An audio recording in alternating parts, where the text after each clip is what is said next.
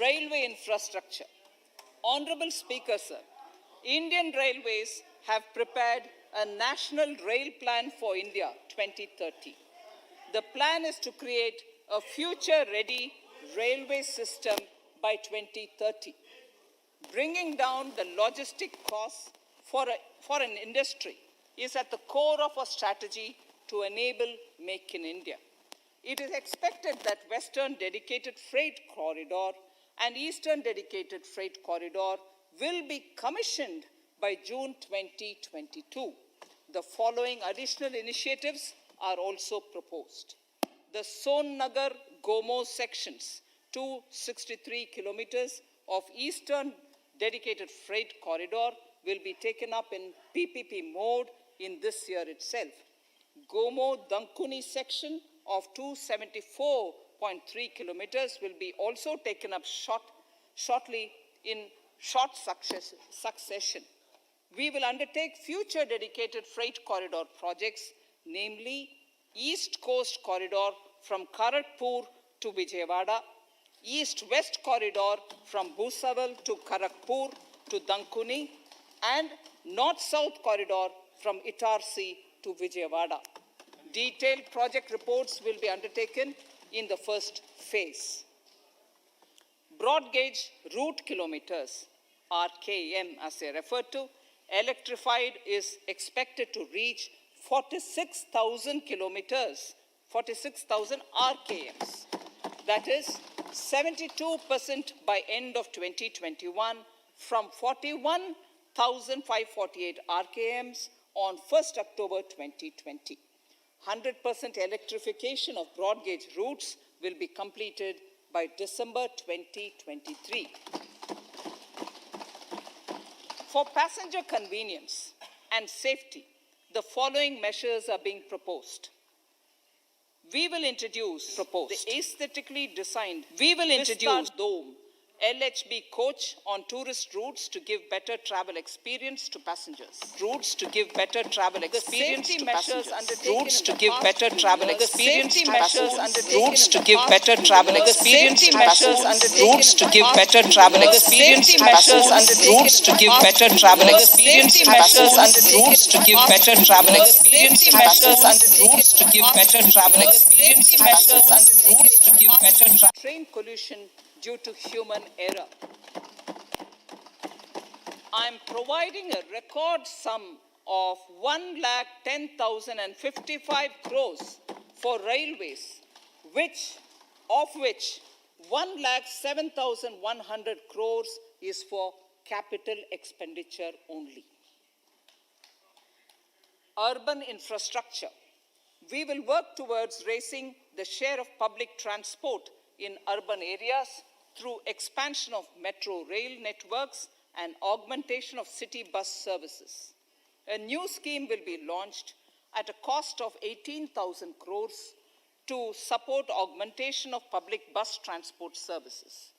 The scheme will facilitate deployment of innovative PPP models to enable private sector players to finance, to acquire, to operate, and to maintain over 20,000 buses. The scheme will boost the automobile sector, provide fillip to economic growth, create employment opportunities for our youth, and enhance ease of mobility for urban residents. A total of 702 kilometers of conventional metro is operational, and another 1,016 kilometers of metro and RRTS is under construction in 27 cities. Two new technologies, that is Metro Light and Metro Neo, will be deployed to provide metro rail systems at much lesser cost with same experience, convenience, and safety in Tier 2 cities and peripheral areas of Tier 1 cities also. Central counterpart funding will be provided to Kochi Metro Railway Phase 2 of 11.5 kilometer at a cost of 1,957.05 crores. Chennai Metro Railway Phase 2 of 118.9 kilometers at a cost of 63,246 crores.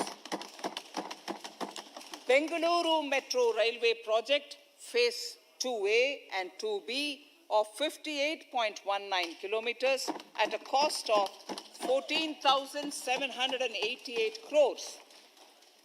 Nagpur Metro Rail Project Phase 2 and Nashik Metro at a cost of 5,976 crores and 2,092 crores respectively. Power infrastructure.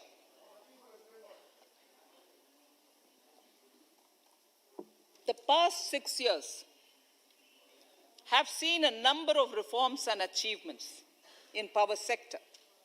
We have added 139 gigawatts of installed capacity, connected an additional 2.8 crore households, and added 1.41 lakh circular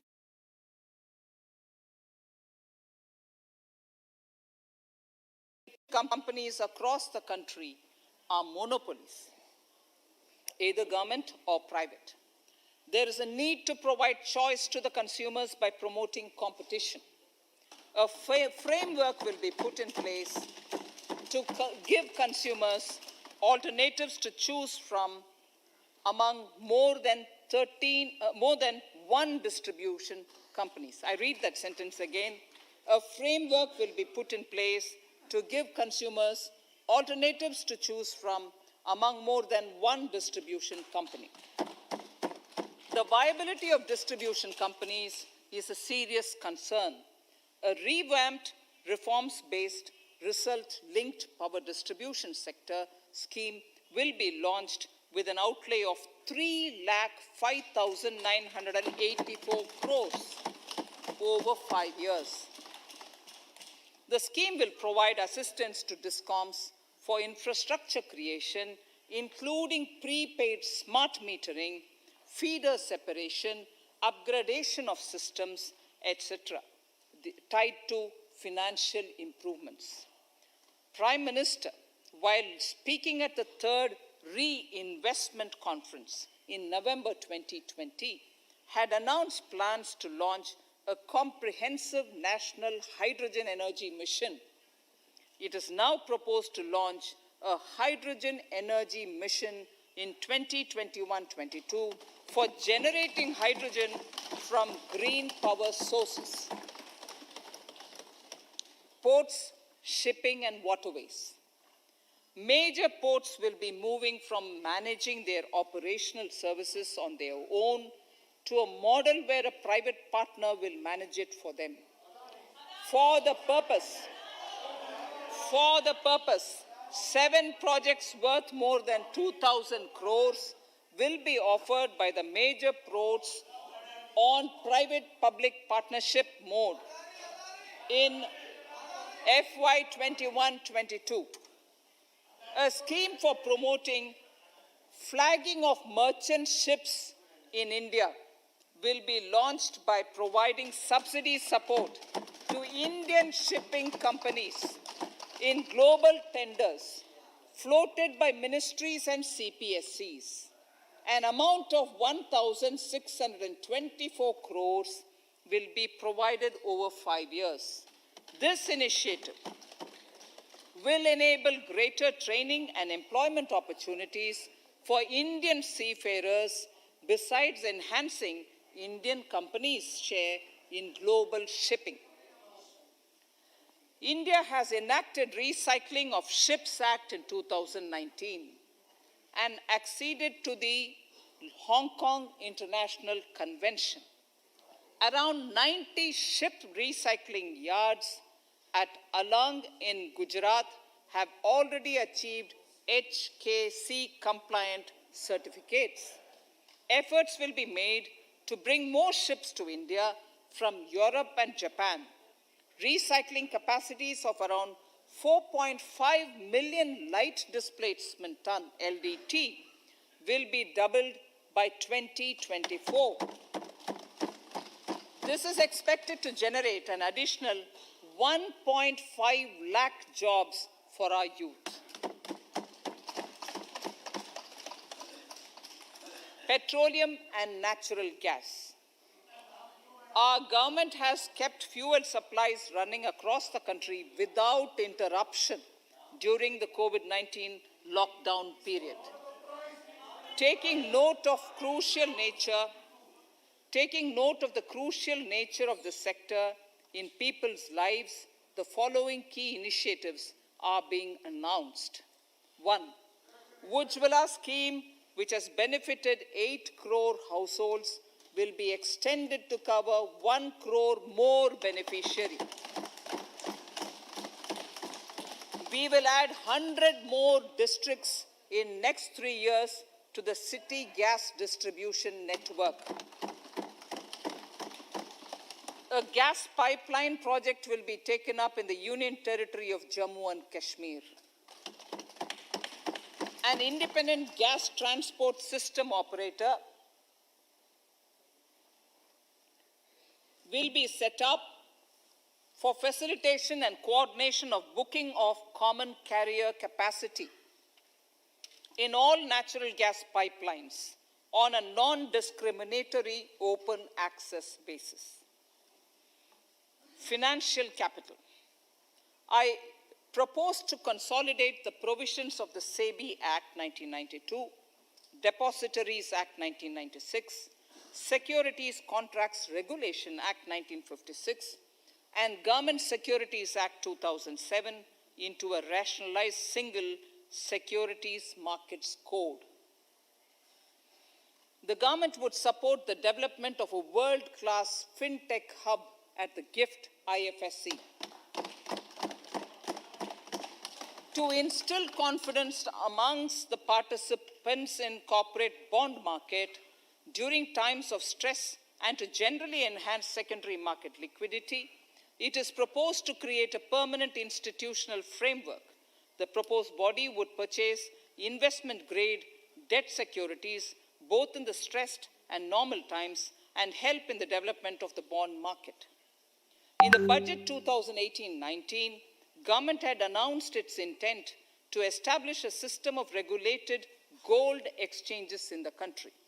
For the purpose, SEBI will be notified as the regulator, and Warehousing Development and Regulatory Authority will be strengthened to set up a commodity market ecosystem arrangement, including vaulting, assaying, logistics, etc., in addition to warehousing. Towards investor protection, I propose to introduce an investor charter as a right of all financial investors across all financial products. To give a further boost to the non-conventional energy sector, I propose to provide additional capital infusion of 1,000 crores to Solar Energy Corporation of India and 1,500 crores to Indian Renewable Energy Development Agency. I propose to amend the Insurance Act 1938 to increase the permissible FDI limit from 49% to 74% in insurance companies and allow foreign ownership and control with safeguards. Under the new structure, the majority of directors on the board and key management persons would be resident Indians, with at least 50% of directors being independent directors and specified percentage of profits being retained as general reserve. Stressed asset resolution by setting up a new structure. The high level of provisioning by public sector banks of their stressed assets calls for a measure to clean up the bank books. An asset reconstruction company limited, an asset management company would be set up to consolidate and take over the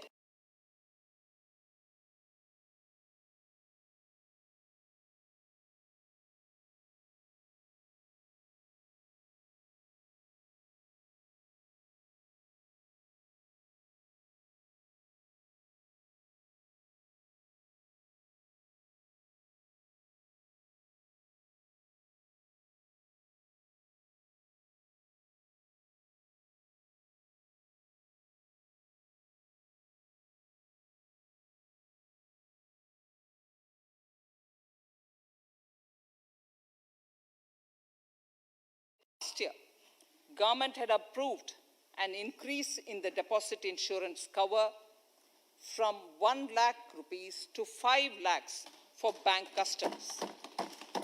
I shall be moving amendments to DICGC Act 1961 in this session itself to streamline the provision so that if a bank is temporarily unable to fulfill its obligations, the depositors of such bank can get easy and time-bound access to their deposits to the extent of the deposit insurance cover. This would help depositors of banks that are currently under stress. To improve credit discipline, while continuing to protect the interest of small borrowers, for NBFCs with minimum asset size of 100 crores, the minimum loan size eligible for debt recovery under the Securitization and Reconstruction of Financial Assets and Enforcement of Security Interests SARFAESI Act 2002, it is proposed to be reduced from the existing level of 50 lakhs to 20 lakhs. Company matters. The decriminalization of the procedural and technical compoundable offences under Companies Act 2013 is now complete. I now propose to take up decriminalization of the Limited Liability Partnerships Act 2008. Honourable Speaker, I propose to revise the definition under the Companies Act 2013 for small companies by increasing the threshold for paid-up capital from not exceeding 50 lakh to not exceeding 2 crores and turnover from not exceeding 2 crores to not exceeding 20 crores. This will benefit more than 2 lakh companies in easing their compliance requirements. As a further measure which directly benefits startups and innovators, I propose to incentivize the incorporation of one-person companies by allowing one-person companies to grow without any restriction on paid-up capital and turnover, allowing their conversion into any other type of company at any time, reducing the residency limit for an Indian citizen to set up an one-person company from 182 days to 120 days, and allow also non-resident Indians to incorporate OPCs in India. This will be a big boost for startups. To ensure faster resolution of cases, the NCLT framework will be strengthened, e-court system shall be implemented, and alternate methods of debt resolution and special framework for MSMEs shall be introduced. During the coming fiscal, we will be launching data analytics, artificial intelligence, machine learning driven MCA 2.1 version to MCA 21 version 3.0. MCA 21 version 3.0. This version 3.0 will have additional modules for e-scrutiny, e-adjudication, e-consultation, and compliance management. Disinvestment and strategic sale. In spite of COVID-19, we have kept working towards strategic disinvestment. A number of transactions, namely BPCL, Air India, Shipping Corporation of India, Container Corporation of India, IDBI Bank, Bharat Earth Movers Limited, Pavan Hans, Neelachal Ispat Nigam Limited, among others, would be completed in 21-22. Other than IDBI Bank, we propose to take up the 2 public sector banks and 1 general insurance company in the year 21-22. This would require legislative amendments, and I propose to introduce the amendments in this session itself. In 21-22, we would also bring the IPO of LIC, for which I am bringing the requisite amendments in this session itself. In the Atmanirbhar package, I had announced that we will come out with a policy of strategic disinvestment of public sector enterprises. I'm happy to inform the House that the government has the government has approved the said policy. The policy provides a clear roadmap for disinvestment in all non-strategic and strategic sectors. We have kept 4 areas that are strategic, where bare minimum CPSEs will be maintained and rest privatized. In the remaining sectors of all CPSEs will be privatized. The main highlights of the policy are mentioned in Annexure 3. To fast forward the disinvestment policy, I'm asking NITI to work out on the next list of centre public sector companies that would be taken up for strategic disinvestment. To similarly incentivize states to take to disinvestment of their public sector companies, we will work out an incentive package of central funds to states. Idle assets will not contribute to Atmanirbhar Bharat. The non-core assets largely consist of surplus land with government ministries and departments and public sector enterprises. Monetizing of land can either be by way of direct sale or concession, or by similar means.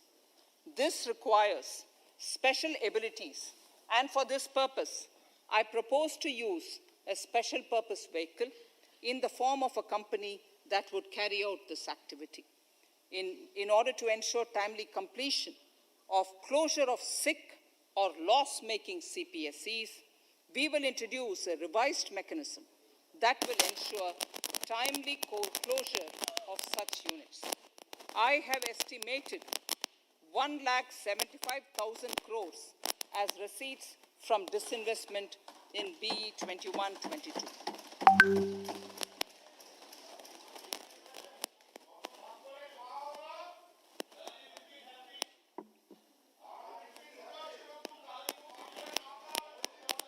Government financial reforms. Under the Treasury Single Account, the TSA system, autonomous bodies directly draw funds from the government's account at the time of actual expenditure, saving interest costs. We will extend the TSA system for universal application from 21-22. On the recommendation of the 15th Finance Commission, we have undertaken a detailed exercise to rationalize and bring down the number of centrally sponsored schemes. This will enable consolidation of outlays for better impact. The government is committed to the development of multi-state cooperatives and will provide all support to them. To further streamline the ease of doing business for cooperatives, I propose to set up a separate administrative structure for them. So the third pillar of Atmanirbhar Bharat, inclusive development for aspirational India. Honorable Speaker, sir, under this pillar, I will cover agriculture and allied sectors, farmers' welfare and rural India, migrant workers and labor, and financial inclusion. Agriculture. Our government is committed to the welfare of farmers. The MSP regime has undergone a sea change to assure price that is at least 1.5 times the cost of production across all commodities.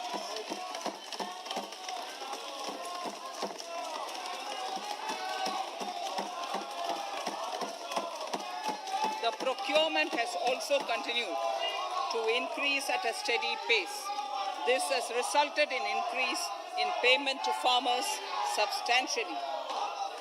In case of wheat, a total amount paid to farmers in 2013-14. Honorable Speaker, sir, the data that I give now is important for all honorable members to kindly hear. In case of wheat, the total amount paid to farmers in 2013-14 was 33,874 crores. In 2019-20, it was 62,802 crores. And even better, Honorable Speaker, in 2020-2021, this amount paid to farmers was 75,060 crores.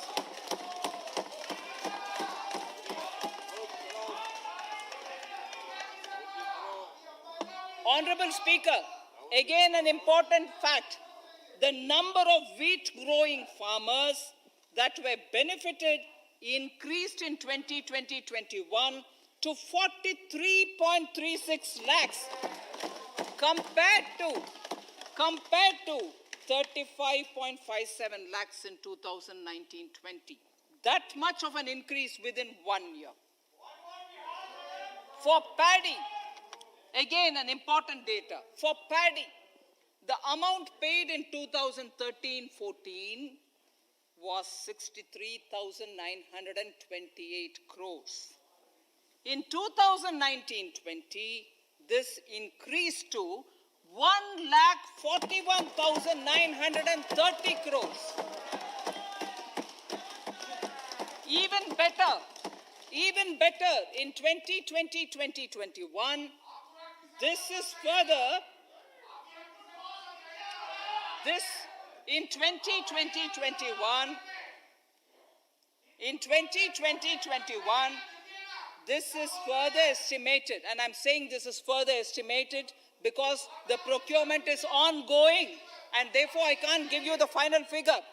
This is further estimated to increase to 1,72,752 crores.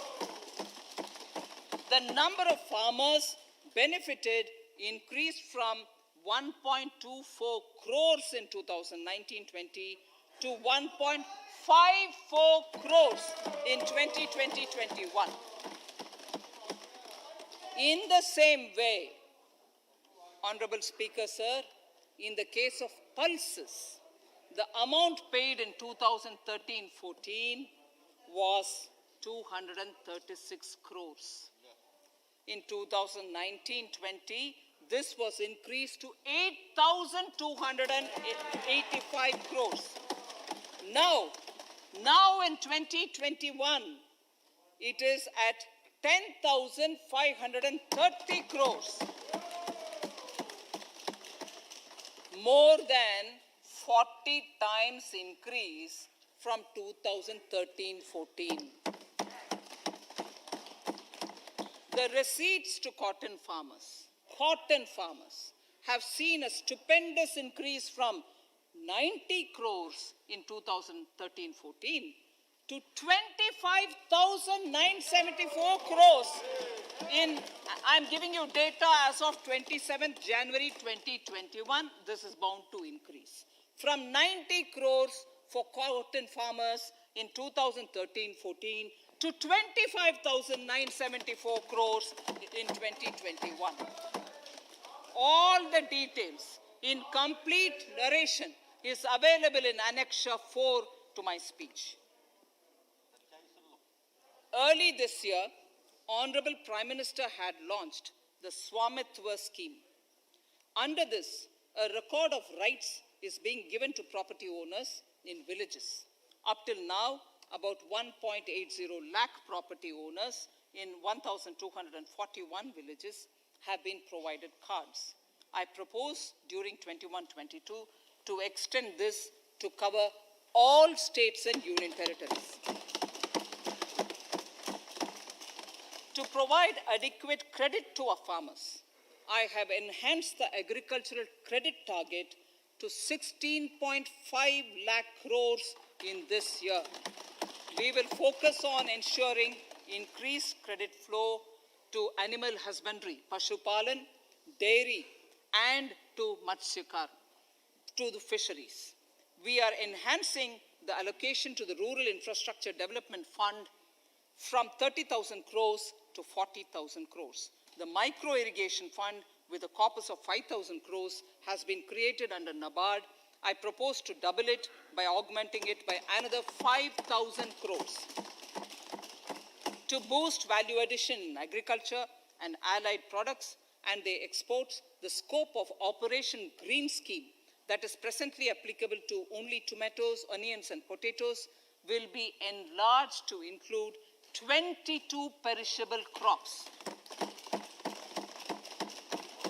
Around 1.68 lakh crore farmers, around 1.68 crore farmers are registered, and 1.14 lakh crores of rupees trade value has been carried out through e-NAMs, the National Agricultural Market. Keeping in view the transparency and the competitiveness that e-NAM has brought into the agricultural market, 1,000 more mandis will be integrated with e-NAM.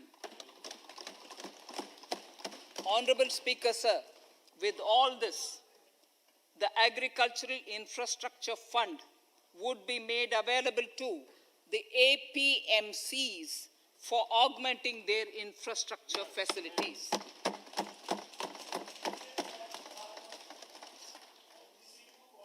Fisheries. I am proposing substantial investments in the development of modern fishing harbors and fish landing centers. To start with, 5 major fishing harbors, Kochi, Chennai, Visakhapatnam, Paradip, and Petua Ghat, will be developed as hubs for economic activity. We will also develop inland fishing harbors and fish landing centers along the banks of rivers and waterways. Seaweed farming is an emerging sector with potential to transform the lives of coastal communities. It will provide large-scale employment and additional incomes. To promote seaweed farming and cultivation, I propose a multi-purpose seaweed park to be established in Tamil Nadu. Migrant workers and laborers. We have launched the One Nation, One Ration Card scheme, through which beneficiaries can claim their rations anywhere in the country. Migrant workers in particular benefit from the scheme. Those staying away from their families can partially claim their ration where they are stationed, while their family in their native places can claim the rest. I am happy to inform you that One Nation, One Ration Card plan is under implementation by 32 states and union territories, reaching about 69 crore beneficiaries. That's a total of 86% beneficiaries covered. The remaining 4 states and UTs will be integrated in the next few months.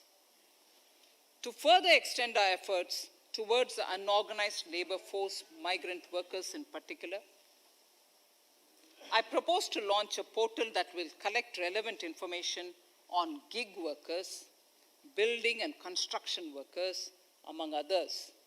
This will help formulate health, housing, skill, insurance credit, and food schemes for all migrant workers. We will conclude a process that began 20 years ago with the implementation of the 4 labor codes. For the first time globally, social security benefits will be extended to gig and platform workers.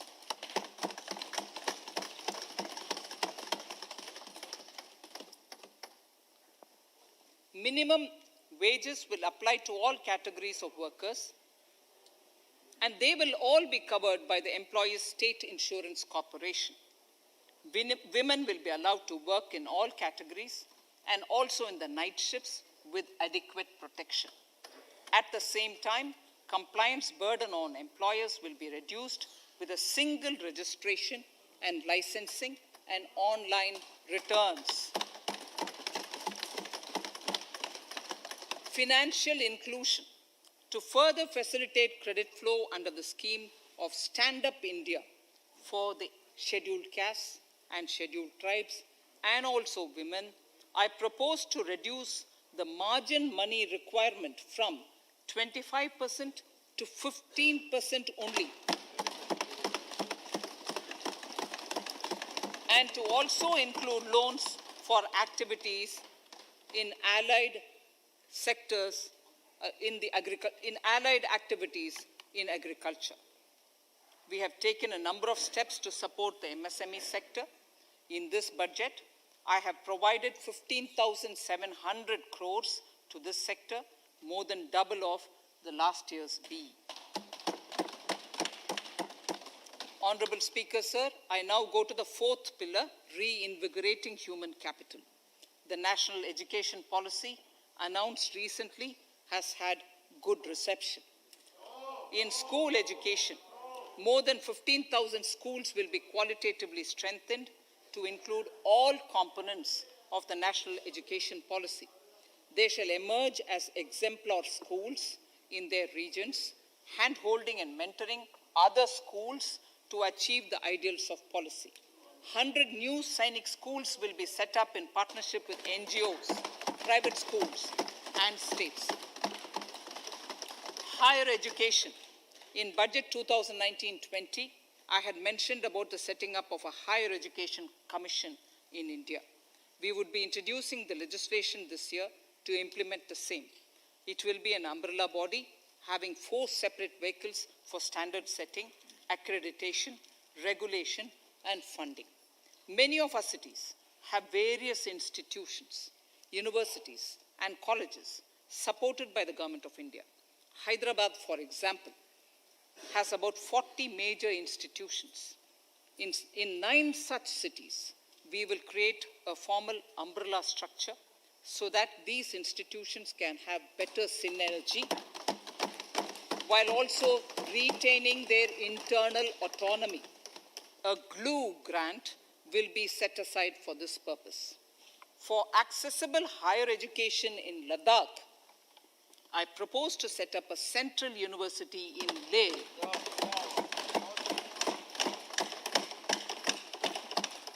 The other important projects to be taken up as a part of the NEP are listed in Annexure 5. Scheduled caste and scheduled tribes welfare. We have set ourselves a target of establishing 750 Eklavya model residential schools in our tribal areas. I propose to increase the unit cost of each such school from 20 crores, which is what it is now, to 38 crores, and for hilly and difficult areas to 48 crores. This would help creating robust infrastructure facilities for our tribal students. We have revamped the post-metric scholarship scheme for the welfare of scheduled caste students. I have also enhanced the central assistance in this regard. We are allotting 35,219 crores for 6 years till 25-26 to benefit 4 crores scheduled caste students. Skilling. In 2016, we had launched the National Apprenticeship Promotion Scheme. The government proposes to amend the Apprenticeship Act with a view to further enhancing apprenticeship opportunities for our youth. We will realign the existing scheme of National Apprenticeship Training Scheme for providing post-education apprenticeship, training of graduates and diploma holders in engineering. Over 3,000 crores will be provided for this purpose. An initiative is underway, Honorable Speaker, in partnership with the United Arab Emirates to benchmark skill qualifications, assessment, and certification, accompanied by the deployment of certified workforce. We also have a collaborative training, intertraining program between India and Japan to facilitate transfer of Japanese industrial and vocational skills, techniques, and knowledge. We will take forward this initiative with many more countries also.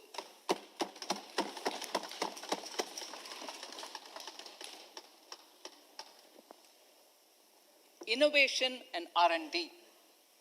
In my budget speech of 2019, I had announced the National Research Foundation. We have now worked out the modalities, and the NRF outlay will be of 50,000 crores over 5 years. It will ensure that the overall research ecosystem in the country is strengthened with focus on identified national priority thrust areas. There has been a manifold increase in digital payments in the recent past. To give a further boost to digital transactions, I earmarked 1,500 crores for a proposed scheme that will provide financial incentive to promote digital mode of payment. We will undertake a new initiative, National Language Translation Mission. This will enable the wealth of governance and policy-related knowledge on the internet being made available in major Indian languages. The new Space India Limited, a PSU, under the Department of Space, will execute the PSLV CS-51 launch, carrying the Amazonia satellite from Brazil, along with a few smaller Indian satellites. As part of the Gaganyaan mission activities, 4 Indian astronauts are being trained on generic spaceflight aspects in Russia. The first unmanned launch is slated for December 2021. Our oceans are a storehouse of living and non-living resources.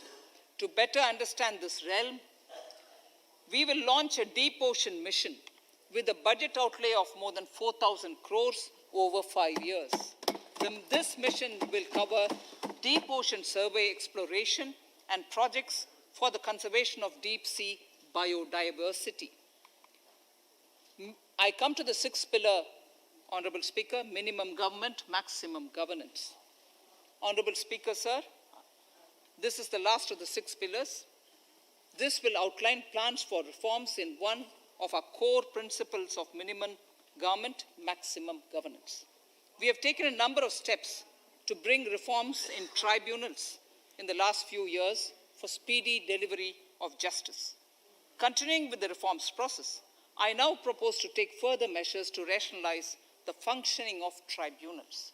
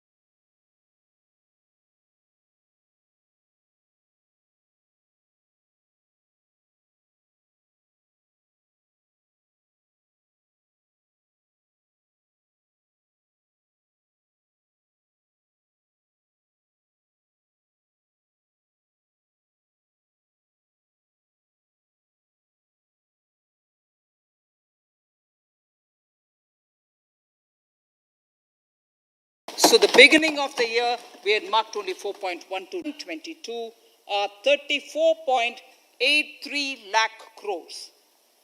This includes 5.54 lakh crores as capital expenditure, an increase of 34.5% over the BE figure of 2020-2021.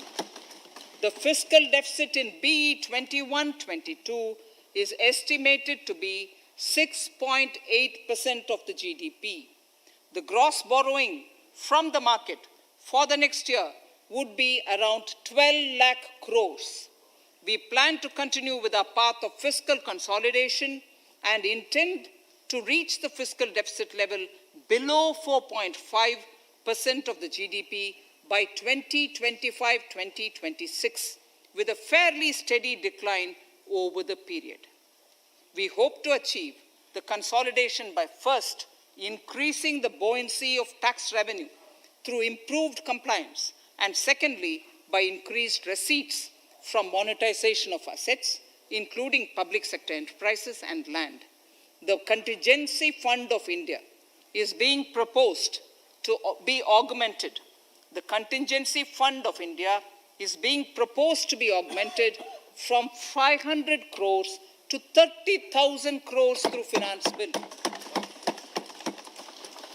In accordance with the views of the 15th Finance Commission, we are allowing a normal ceiling of net borrowing for the states at 4% of GSDP for the year at 21-22. A portion of this ceiling will be earmarked to be spent on incremental capital expenditure. Additional borrowing ceiling of 0.5% of the GSDP will also be provided subject to conditions. States will be expected to reach a fiscal deficit of 3% of GSDP by 2023-24 as recommended by the 15th Finance Commission. In the July 2019-20 budget, I introduced the Statement 27 on extra budgetary resources. It disclosed the borrowings of the government agencies that went towards funding Government of India schemes and whose repayment burden was on the government. In my 2020-21 budget, I enhanced the scope and coverage of that statement by including the loans provided by government to the FCI, the Food Corporation of India. Taking a step further in this direction, I propose to discontinue the NSSF loan to FCI for food subsidy, and accordingly, budget provisions have been made in RE 2020-21 and in the BE 2021-22. The extra budgetary resource details are at Annexure 6. We know that the FRBM Act mandates fiscal deficit of 3% of GDP to be achieved by 31st March 2020-2021. The effect of this year's unforeseen and unprecedented circumstances has necessitated the submission of a deviation statement under Sections 4 of Subclause 5 and Section 7, Subclause 3b of the FRBM Act, which I'm laying on the table of the House as part of the FRBM documents. Towards achieving central government fiscal deficit along the broad path that I have already indicated, I will be introducing an amendment to the FRBM Act. Honorable Speaker, on the 9th of December 2020, the 15th Finance Commission submitted its final report covering the period 2021 to 2026 to the Rashtrapati Ji. The government has laid the Commission's report along with the explanatory memorandum in the Parliament, retaining the vertical shares of the states at 41%. We recognize our commitment to fiscal federalism and propose, therefore, to adhere to this recommendation. Jammu and Kashmir in the 14th Finance Commission was entitled to get devolution being a state. Now the funds of the UTs of Jammu Kashmir and Ladakh would be provided by the centre.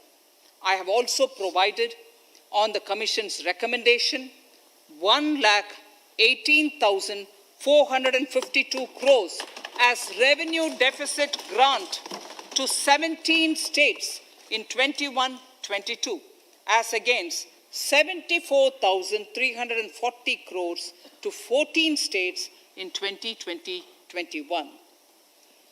Honourable Speaker, I would now move to Part B of my speech.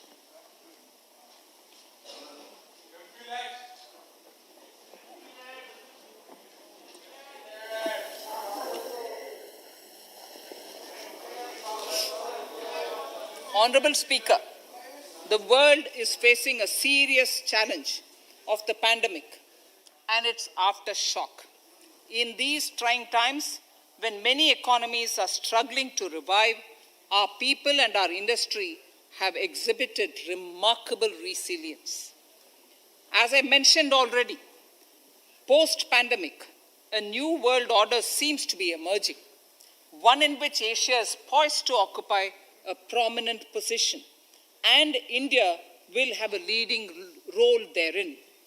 In this scenario, our tax system has to be transparent, efficient, and should promote investments and employment in our country. At the same time, it should put minimum burden on our taxpayers. I borrow the words of Thiruvalluvar, the saint. ஏற்றலும் ஈட்டலும் காத்தலும் காத்த வகுத்தலும் நல்ல வல்லதரசு. A king or a ruler is the one who creates and acquires wealth, protects and distributes it for common good. Tirukkural. Direct tax proposals. Keeping this in mind, the words of Tirukkural, our government introduced a series of reforms in the direct tax system for the benefit of our taxpayers and economy. Few months prior to the pandemic, in order to attract investments, we slashed our corporate tax rate to make it among the lowest in the world. The dividend distribution tax too was abolished. The burden of taxation on small taxpayers was eased by increasing rebates. In 2020, the return filers saw a dramatic increase to 6.48 crores from 3.31 crores in 2014. In the direct tax administration, we had recently introduced the faceless assessment and faceless appeal. I now seek to take further steps to simplify the tax administration, ease compliance, and reduce litigation. Relief to senior citizens. I begin my direct tax proposals by offering my pranam to our senior citizens. Many of them, despite having foregone several basic necessities of their own, have strived to build our nation. Now, in the 75th year of independence of our country, when we continue our endeavour with renewed vigour, we shall reduce compliance burden on our senior citizens who are 75 years of age and above. For senior citizens who only have pension and interest income, I propose exemption from filing their income tax returns.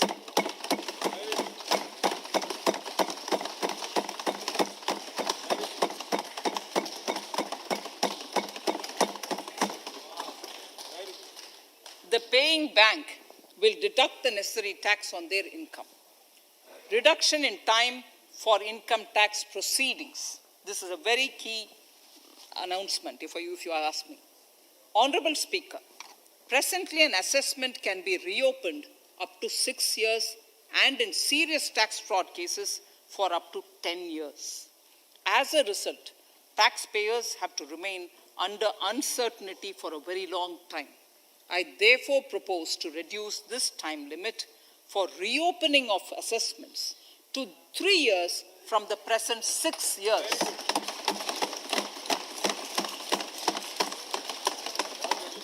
In serious tax evasion cases too, only where there